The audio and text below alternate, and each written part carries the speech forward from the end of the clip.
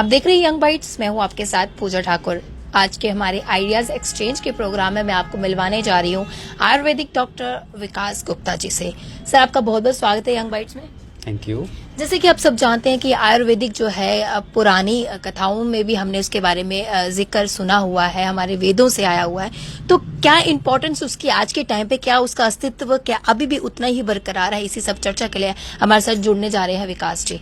Sir, मुझे पहले बताइए कि आयुर्वेदिक के बारे में आप क्या कुछ कहना चाहिए। उससे पहले हम जानेंगे कि आपने अपनी स्टडीज कहाँ से परस्यू की है। देखिए, आयुर्वेद 5000 ईयर ओल्ड एक पैथी है।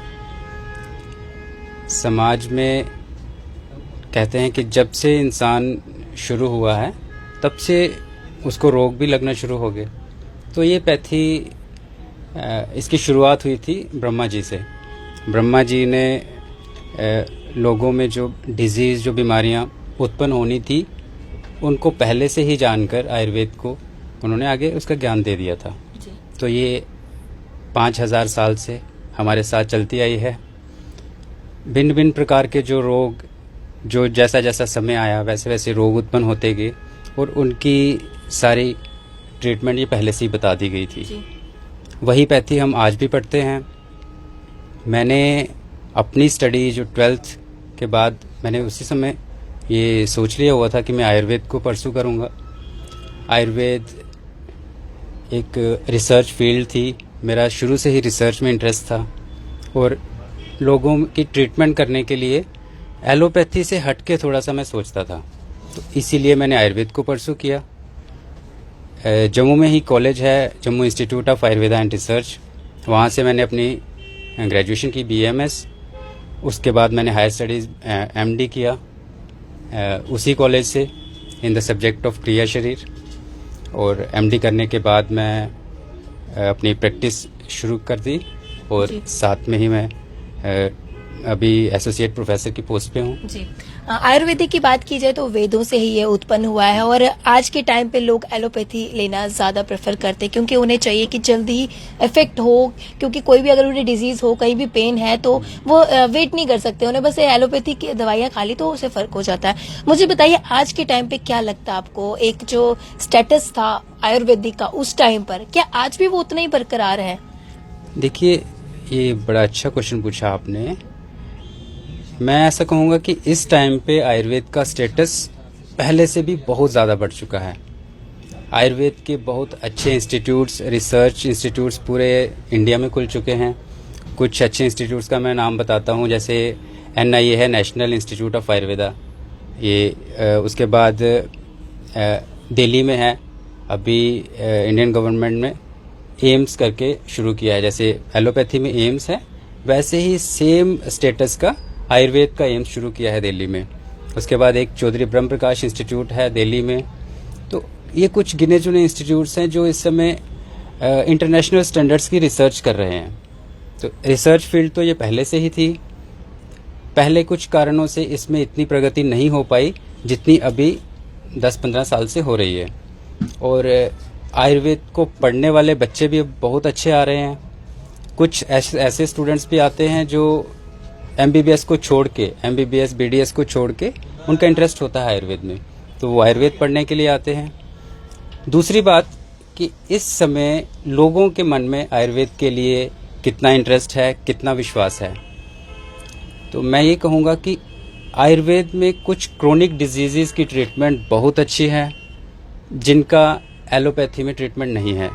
हमारे पास बहुत से पेशेंट्स आते हैं मसलन जॉइंट पेन्स के, जिनमें osteoarthritis, rheumatoid arthritis, hyper uricaemia, gout, इनकी ट्रीटमेंट हम बहुत अच्छे तरीके से करते हैं। जहाँ पे एलोपैथी हार मान लेती है, वहाँ से हम शुरू करके पेशेंट्स को बड़ी अच्छी ट्रीटमेंट देते हैं। जी।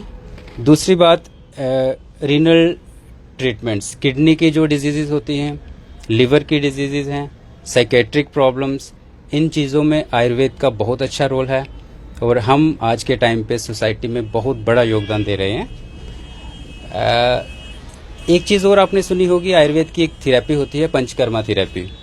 ये एक यूनिक थेरेपी है आयुर्वेद की और इसका प्रचलन अब बहुत अच्छा शुरू हो चुका है। जम्मू में भी बड़े अच्छे डॉक्टर्स हैं जो पंचकर्मा थेरेपी से ट्रीटमेंट कर रहे हैं। डिटॉक्सिफिकेशन करते हैं हम बॉडी की।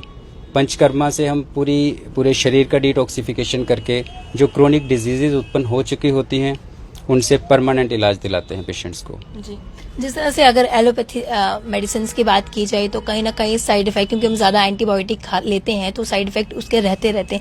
क्या आयुर्वेदिक में भी कुछ साइड इफेक्ट्स देखने को मिलते हैं यहाँ? जी हाँ, ये मैं आपके माध्यम से सबको ज़रूर कहना चाहूँगा कि ऐसा कभी नहीं सोचना है कि आयुर्वेद साइड इफेक्ट से मुक्त है। क्योंकि कई लोगों को ये रहता है कि आयुर्वेद अगर हमने दवाई खाई है तो इसमें कोई साइड इफेक्ट नहीं रहता है। नहीं, ये बिल्कुल गलत बात है। कोई भी अगर दवाई है तो वो दवाई चाहे वो एलोपैथिक हो चाहे आयुर्वेदिक हो, बिना डॉक्टर की प्रिस्क्रिप्शन से कोई भी दवाई उठा के अगर खा ली आपने, उसका साइड इफेक्ट होगा ही होगा। किसी का कम होगा, किसी का ज़्यादा होगा। एलोपैथी में भी साइड इफेक्ट्स हैं, आयुर्वेद में भी साइड इफेक्ट्स हैं, और कुछ दवाइयों के साइड इफेक्ट्स आयुर्वेद में बहुत ज़्यादा होते हैं अगर डॉक्टर की प्रिस्क्रिप्शन के बिना, अच्छी सलाह के बिना ट्रीटमेंट ली जाए। और एक चीज़ मैं और बताऊंगा कि आयुर्वेद की जो ट्रीटमेंट है वो डिपेंड करती है प्रकृति के ऊपर। हर पर्सन की अलग प्रकृति होती है। एक पर्सन को सेम डिजीज़ है, उसको हम एक दवाई दे रहे हैं। सेम डिजीज़ अगर दूसरे पर्सन को होती है, उसकी प्रकृति अलग है, तो उसकी ट्रीटमेंट अलग हो जाती है। तो ऐसा कभी नहीं होता कि एक पर्सन अगर घर में बीमार हुआ, उसको बुखार है, तो उसकी आपने दवाई ली, तो दूसरा पर्सन भी अगर बीमार हुआ तो वही दवाई उठा के खाना शुरू कर दिया। एलोपैथी में चल जाता है, अगर किसी को फीवर है तो फीवर की दवाई हर कोई एलोपैथी की ट्रीटमेंट बिल्कुल डिफरेंट है आयुर्वेद से। एलोपैथी में कुछ एंटीबायोटिक्स का ज़्यादा रोल है, आयुर्वेद में एंटीबायोटिक्स का कोई रोल नहीं है। हम एंटीबायोटिक्स का बिल्कुल प्रयोग नहीं करते, बट आयुर्वेद की जो मेडिसिन्स हैं बिल्कुल 100% कारगर। और आज के टाइम पे बड़ी अच्छी कंपनीज की मेडिसिन्स भी आती हैं, और कुछ मेडिसिन हम खुद प्रिपेयर करके पेशेंट्स को आयुर्वेदिक अच्छा मेडिसिन में ऐसे जब हम उसे लेते हैं तो ऐसी कौन कौन सी चीजें हैं, खान पीन में खासकर बात करूंगी, किन किन चीजों को हमें अवॉइड करना चाहिए ड्यूरिंग जब हम आयुर्वेदिक मेडिसिन ले रहे हैं? देखिए, ये एक बड़ा विषय है। आयुर्वेद होलिस्टिक ट्रीटमेंट है, जी। तो ये पूरे शरीर की ट्रीटमेंट होती है। कई बार हमारे पास मरीज आते हैं, डॉक्टर साहब हमें सर दर्द है, तो हमें सर दर्द की दवाई दे दीजिए। तो आयुर्वेद में हम उनको ये समझाने की कोशिश करते हैं कि इसको हम होलिस्टिक ट्रीटमेंट इसलिए कहते हैं कि ऐसा नहीं है कि आपको सर दर्द है तो मैं आपको सर दर्द की दवाई दे दूंगा, उसमें मैं पूरे शरीर की एक दवाई दूंगा। क्योंकि सर दर्द के अलग अलग कारण हो सकते हैं। वो कारण वात हो सकता है, पित्त हो सकता है, कफ हो सकता है। तो हमें उसकी पर्सन की प्रकृति को देखना है, फिर उसकी नाड़ी परीक्षा करनी है, पल्स डायग्नोसिस जिसको हम बोलते हैं। उसके बाद जो दोष उसका इम्बैलेंस है उसकी हम ट्रीटमेंट करेंगे। अब बात रही कि क्या खान पान करना है और किस चीज़ को अवॉइड करना है। देखिए, ये ऋतु पे डिपेंड करता है, कौन सी ऋतु चल रही है। जैसे मैं आपको एग्जांपल देता हूँ, इस टाइम पे शरद ऋतु चल रही है। शरद ऋतु में पित्त के जो रोग हैं वो ज़्यादा होते हैं, स्किन डिजीज़ ज़्यादा होंगी। मैं आपको सिंपल वे में समझाऊँ, पित्त से स्किन डिजीज़ ज़्यादा होने के चांसेस होते हैं। तो इस ऋतु में जो हमारे पास मरीज आते हैं, हम उनको एक जनरल वे में बोलते हैं कि पित्त को बढ़ाने वाली कोई चीज़ ना खाएं, गर्म चीज़ें जिसको हम बोलते हैं, गर्म तसीर वाली। तो ये ऋतु के ऊपर डिपेंड करता है। जैसे ही अगली ऋतु आएगी, नेक्स्ट हेमंत, तो उसमें हम पेशेंट को कहेंगे कि उस टाइम पे कफ वाली डिजीज़ ज़्यादा होने के चांसेस होते हैं, जैसे खांसी वगैरह। तो उसमें हम कफ को कम करने वाली चीज़ों का ज़्यादा प्रयोग कराना शुरू करते हैं मरीज़ को, और जिससे कफ बढ़ता है उनको कम करवा देते हैं। तो ये बड़ा इंपॉर्टेंट रोल होता है खान पान का। तो कहीं ना कहीं मैंने भी कहीं से सुना है कि आयुर्वेदिक जब आप मेडिसिन ले रहे हैं उसमें नॉन वेज नहीं खाना चाहिए, कितनी सच्चाई है इसमें? नहीं, ये एक मिथ है। नॉन वेज नहीं खाना, हम ये ऐसा नहीं है कि हर एक पेशेंट को बोल देते हैं नॉन वेज नहीं खाना। हमारे आयुर्वेद में भी बड़ी ऐसी चीज़ें हैं जो मांस रस से बनती हैं, तो हम कभी भी ऐसा नहीं कहते कि वो फिर डिपेंड करता है डिजीज़ के ऊपर, कैसी डिजीज़ है। कुछ डिजीज़ में हम उसको मांस रस वगैरह का मना कर देते हैं, बट ऐसा नहीं है कि इन जनरल मांस वगैरह ये नहीं खाना। अभी जिस तरह का मौसम बना हुआ है, ना सर्दी है ना गर्मी है, कुछ पता नहीं चल रहा, तो इस टाइम पे क्या लगता है किस तरह के डिजीज जो है देखने को मिल रहे हैं? आए दिन आपके पास पेशेंट्स आते हैं, किस किस तरह के आते हैं? देखिए, ये शरद ऋतु खत्म होने जा रही है, हेमंत ऋतु शुरू होने जा रही है। तो इस टाइम पे एक ऋतु से दूसरी ऋतु में जब हमारा शरीर अग्रसर होता है, तो कुछ डिजीज शरद ऋतु की आ रही हैं हमें, कुछ हेमंत की आ रही हैं। गर्मी खत्म होने पे है, सर्दी शुरू होने पे है, तो इस टाइम पे हमें पित्त और कफ दोनों का ध्यान रखना पड़ेगा। ना हमें गर्म चीज़ें खानी है ज़्यादा, ना ठंडी चीज़ें खानी है। जैसे ही हेमंत ऋतु शुरू हो जाएगी, सर्दी शुरू हो जाएगी, तो हम अपने खान पान में चेंजेस कर सकते हैं, गर्म चीज़ें खाना शुरू कर दें, क्योंकि उस टाइम पे कफ बढ़ना शुरू होगा और कफ को कम करने के लिए उसी तरह की चीज़ें खानी है। तो ये थोड़ी ऋतु इस टाइम पे आपको ध्यान रखना पड़ेगा कि ना गर्म चीज़ें ज़्यादा खानी है, ना ठंडी ज़्यादा खानी है। जी, बहुत बहुत धन्यवाद। डॉक्टर, मैं आपसे ये पूछना चाहूंगी, हमारे माध्यम से जितने भी दर्शक देख रहे हैं, आज के जिस तरह से अभी मौसम बना है, आने वाले समय में जब सर्दियां शुरू हो जाएंगी, किन किन चीजों का हमें ध्यान रखना चाहिए और सभी के लिए क्या एक हेल्दी सा मैसेज आप देना चाहेंगे? खासकर डाइट की अगर बात की जाए तो किस किस तरह की लेनी चाहिए? देखिए, ऋतु के अकॉर्डिंग, अपनी एज के अकॉर्डिंग और अपना जो आपकी दिनचर्या है, दिनचर्या होता है कि सुबह से लेकर शाम तक आपकी किस तरह से आपका कामकाज है। अगर आपका बैठने वाला काम है ज़्यादा, तो उसके अकॉर्डिंग आपको डाइट लेनी चाहिए। अगर ज़्यादा आपका चलने फिरने वाला काम है, उस तरह के किसी ऑक्यूपेशन में है आप, तो उसके अकॉर्डिंग आपको डाइट लेनी चाहिए।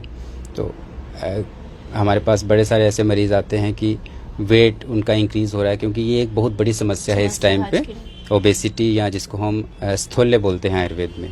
तो स्थूल्य के लिए हम पेशेंट की प्रकृति देख के या उसका जो टाइम है, किस टाइम पे पेशेंट आया है, वो टाइम देख के हम उसको डाइट के बारे में बताते हैं। तो डाइट में सबसे बड़ी बात ये कि जितना उनको पच जाए, अपने शरीर के अकॉर्डिंग, कभी भी ओवर ईटिंग नहीं करनी है, ये सबसे बड़ा ध्यान रखें। रात का जो खाना है हमेशा हल्का खाएं। ब्रेकफास्ट इजी कर सकते हैं, हैवी ब्रेकफास्ट कर सकते हैं। हमारे आयुर्वेद में कहा गया है कि जैसे सूर्य उदय होता है, हमारी अग्नि प्रबल होना शुरू हो जाती है, और सूर्य अस्त होने के बाद अग्नि मंद हो जाती है। तो सूर्य उदय से लेकर सूर्यास्त का जो समय है, उस टाइम पे आप जो भी खाएंगे आपको इजीली पच जाएगा। तो हमारे इस टाइम पे लोग क्या करते हैं कि रात को एक तो लेट घर आएंगे और 11-12 बजे डिनर होगा उनका, तो उस वजह से डिजीज़ेज़ ज़्यादा होने के चांसेस होते हैं। इसलिए मैं जनरल पब्लिक को ये मैसेज ज़रूर देना चाहूँगा कि रात का खाना हल्का हो तो वो ज़्यादा बेटर है, ताकि आपको नींद भी अच्छी आए और जब आप सुबह उठें तो फ्रेश फील करें, खाना डाइजेस्ट हो चुका हो आपको। Thank you so much sir, हमारे साथ जुड़ने के लिए, कीमती जानकारी देने के लिए और आयुर्वेदिक का महत्व समझाने के लिए। Thank you so much.